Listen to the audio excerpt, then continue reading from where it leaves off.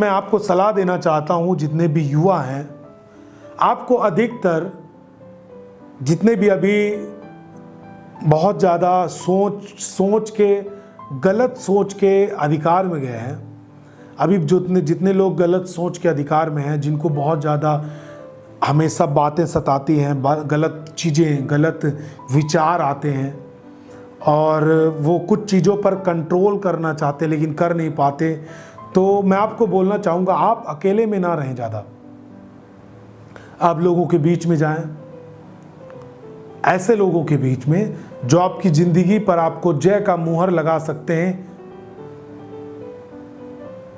ऐसी संगति करिए जो आपकी ज़िंदगी पर, आपके माथे पर जय की मुहर लगाएं। ऐसे लोगों की संगति नहीं जो आपको बोल दें कि अरे ये ज़िंदगी जी रहे हो, जियो, जितनी साल और है, परेशान मत हो, तुमको कोई छुड़ा नहीं सकता। अरे वो व्यक्ति भी इसी तरह जिया और छूट नहीं पाया। अरे मैं इतने साल से नहीं छूट पाया, तुम क्या छूट पाओगे। ऐसे लोगों के बीच में ना रहे जो आपके माथे पर मृत्यु का और असफलता और हारा हुआ जीवन का मुहर लगा दें। ऐसे लोगों के बीच में ना जाएं।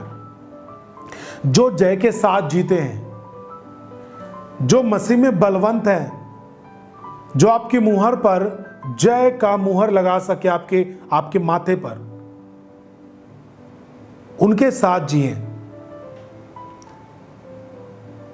आप डिप्रेशन से निकलना चाहते हैं, छोटी सी बात है, बहुत बड़ी बात नहीं है कि आपको डिप्रेशन से कोई नहीं निकाल सकता।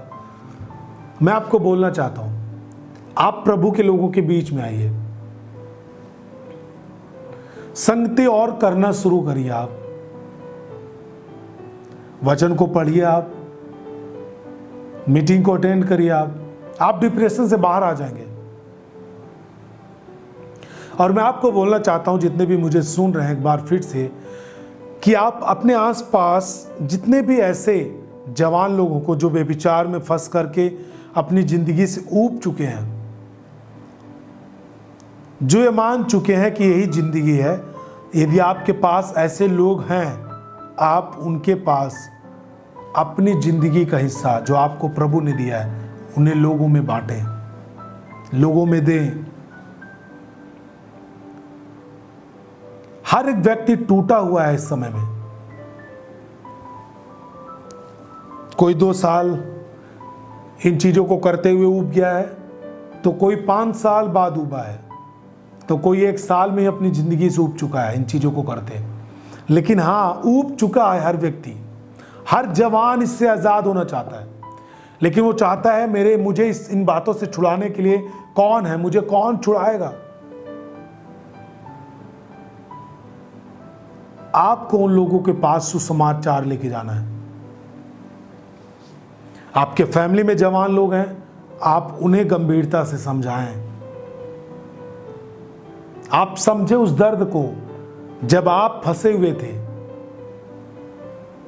आपने जिंदगी पाई, तब आप कितना आनंद मना रहे हैं। तो आप समझ सकते हैं कि जैसे एक व्यक्ति के मन फिराने के द्वारा स्वर्ग में आनंद होता है,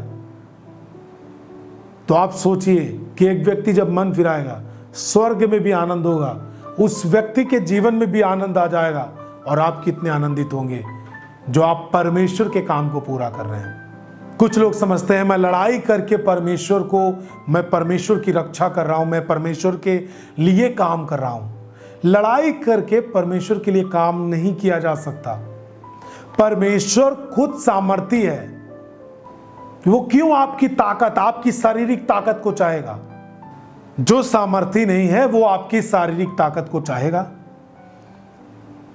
मैं तो कहता हूं, यदि आप मसीह में हैं, आपको कभी भी लड़ाई झगड़ों से, डंडों से, हथियारों से कभी भी परमेश्वर के लिए काम नहीं करना है। जो नए नए मसीह में होते हैं, मैं आपको बताना चाहता हूं कि लोग सोचते हैं कि मुझे वो व्यक्ति गाली दे रहा है तो मैं भी गाली दूं, कोई यीशु मसीह को जिसकी मैं आज उपासना करता हूं उसको गाली दे रहा है तो मैं उनके किसी को गाली दूं। यदि आप गाली देंगे, आप अपने जीवन को खो रहे हैं। गाली देने से, लड़ाई करने से आप अपने परमेश्वर की सेवा नहीं कर सकते, न उसको छुड़ा सकते, न उसको बचा सकते। वो खुद ही आपको छुड़ाए अपनी ताकत के द्वारा, वो खुद ही आपको छुड़ाता है अपनी सामर्थ्य के द्वारा। तो क्या आप परमेश्वर की रक्षा अपनी ताकत से कर सकते हैं? कदापि नहीं।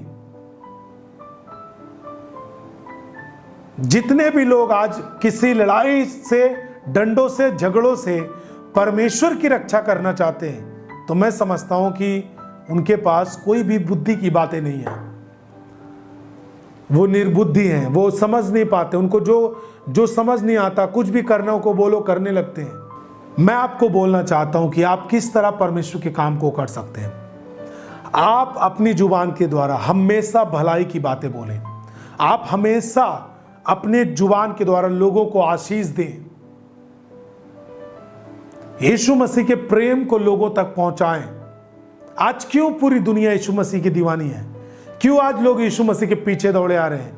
क्या इस कारण से कि हम लड़ाई करने वाले हैं? क्या इस कारण से कि हम पैसे बांटते हैं? कदापि नहीं। कितने को हम पैसे बांटेंगे? आज लाखों लोग प्रभु के काम के लिए जुड़े हुए हैं, कितने को पैसा बांटेंगे?